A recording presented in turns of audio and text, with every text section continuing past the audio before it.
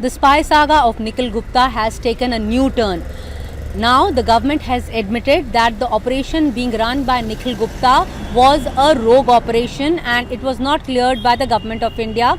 That means none of the agencies of India were involved in this operation. So this is a big claim by the agencies, by our sources. In fact, NDTV has also learned that a role of a state police is now being investigated by our intelligence agency. And also secondly, the person in question, that is CC1, he has been referred to as CC1 in American prosecution complaints, that he was in touch with Nikhil Gupta and both had planned a conspiracy, both had planned a plan to assassinate Gurupatwant Singh Pannu on American soil.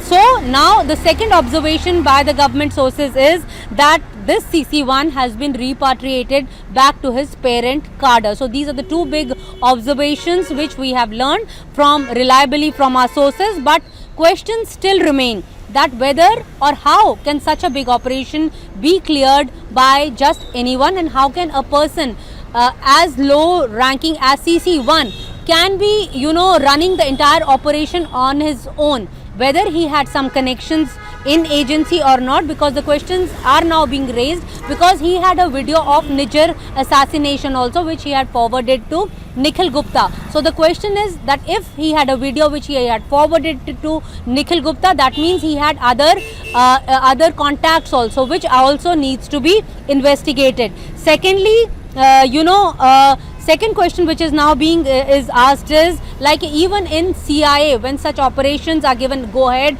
or a green signal, they are cleared by the highest authority. So in India, who is the right person who gives such clearances?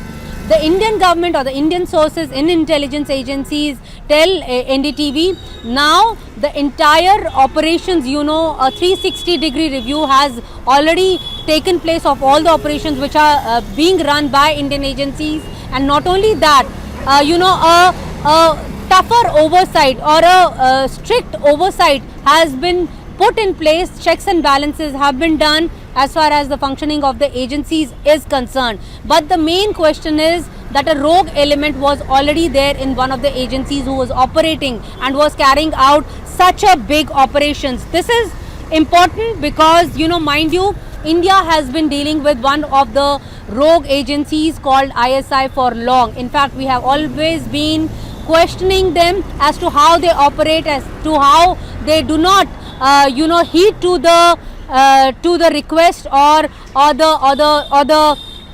the rules and regulations of the government of Pakistan. So we have been dealing with such a rogue agency. So now if we claim that such rogue elements are also there in Indian intelligence agency, that itself is a big admission which needs to be addressed at the highest level. Moreover, the questions which now are being asked by many, including the American authorities, need to be answered, and the government of India needs to come clean on them. In New Delhi, this is Neeta Sharma reporting for NDTV.